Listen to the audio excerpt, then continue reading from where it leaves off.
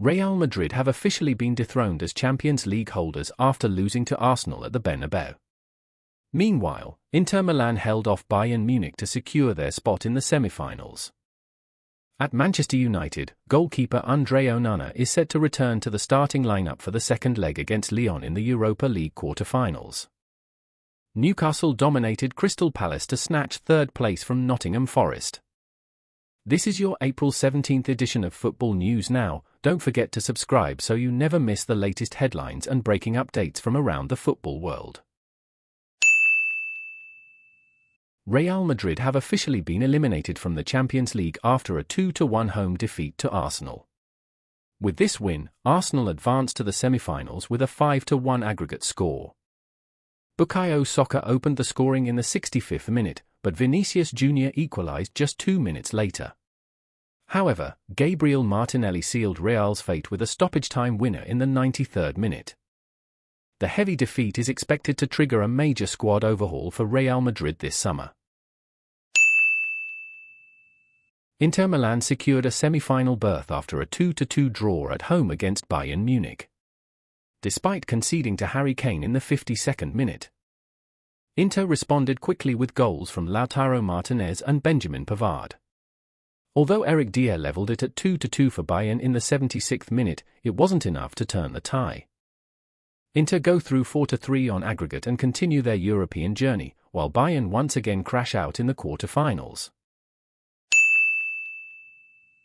Newcastle United extended their impressive run with a crushing 5-0 win over Crystal Palace, holding firm in the Premier League top 5 and opening a 5-point gap over the chasing pack. Goals came from Jacob Murphy, Harvey Barnes, Fabian Schär, Alexander Isak, and an own goal by Marc Guéhi. Goalkeeper Nick Pope also saved a penalty from Eberechi Eze. Crystal Palace have now conceded 5 goals in 2 straight matches. Despite the absence of manager Eddie Howe, Newcastle continue to impress and are ready to face Aston Villa this weekend. Head coach Ruben Amorim has confirmed that André Onana will return to the starting lineup for Manchester United in the second leg of their Europa League quarterfinal against Lyon.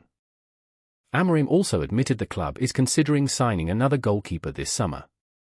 Onana was criticised for his poor showing in the first leg and was rested during the 1-4 defeat to Newcastle. However, Amorim said he had a frank conversation with Onana and still trusts him. He emphasized that all positions, including goalkeeper, will be re-evaluated. Manager Ange Postecoglou has admitted he has no idea whether he'll continue leading Tottenham after this season. The club currently sits 15th in the Premier League and could be eliminated from the Europa League if they lose to Frankfurt in the quarterfinal second leg.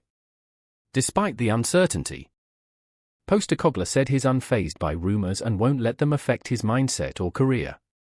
Tottenham are reportedly considering alternatives like Marco Silva, Andoni Iraola, and Thiago Motta.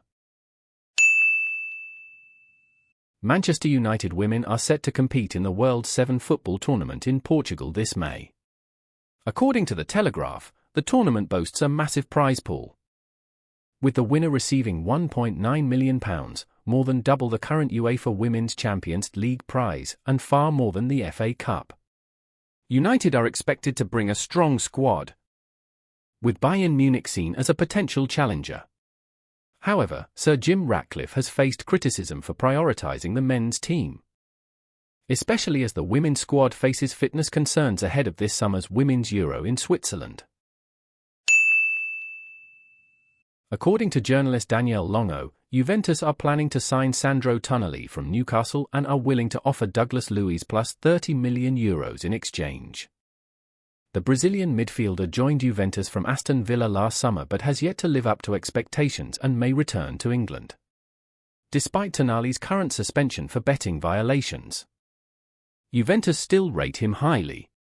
However, they are unlikely to proceed with negotiations if the total value exceeds €70 million.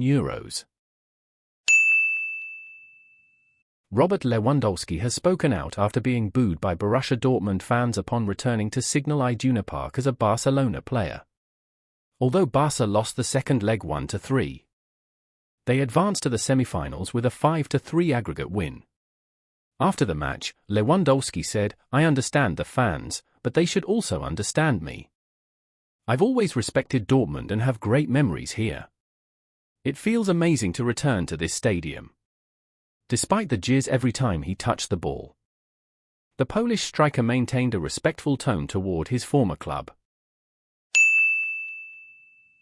Darwin Nunez is reportedly a transfer target for Saudi Arabian club Al-Hilal, who are preparing a big money bid as early as June, when their transfer window opens ahead of the 2025 FIFA Club World Cup. Under new head coach Onslaught, Nunez's role at Liverpool has diminished and he's no longer a guaranteed starter. While Atletico Madrid are also interested, Al-Hilal are aiming to move quickly. After being rejected in January, the Saudi side believes now is the right time to bring Nunez to Asia. According to GM Sport, Ollie Watkins is reassessing his future at Aston Villa after being benched for the Champions League quarterfinal second leg against PSG, despite scoring against Southampton just days earlier. Losing his starting spot to Marcus Rashford has raised concerns about his chances of making the 2026 World Cup squad. Though Watkins is under contract until 2028 and earns £130,000 a week, he knows Rashford's long-term presence will make the fight for a starting role even tougher. Legendary rock band Linkin Park will perform at the opening ceremony of the 2025 UEFA Champions League Final, held at Munich Football Arena. The highlight will be a special remix of their hit song Numb, incorporating football-themed sound effects like boot impacts, whistles, and stadium chants. The performance promises to be a unique fusion of music and football, two of the world's most powerful forces. The football world is in shock following the death of Gabonese striker Boupendza, who reportedly fell from the 11th floor of a building in China. The incident happened just months after he joined Shenzhen FC, where he had scored 4 goals in 6 Chinese Super League matches. Boupendza had previously played for Bordeaux, Hatayspor, and Al Arabi, and made an impact at AFCON 2022. Police are still investigating the cause, with no conclusions yet on whether it was an accident, suicide, or foul play. Gabonese President Brice Oligui Nguema extended heartfelt condolences to Boupendza's family, calling him a talented striker who brought pride to the nation. And that wraps up today's top stories. The season is heading into its final stretch with plenty of twists and turns. Stay tuned to Football News Now for all the latest updates around the clock. Thanks for watching, and see you in the next video.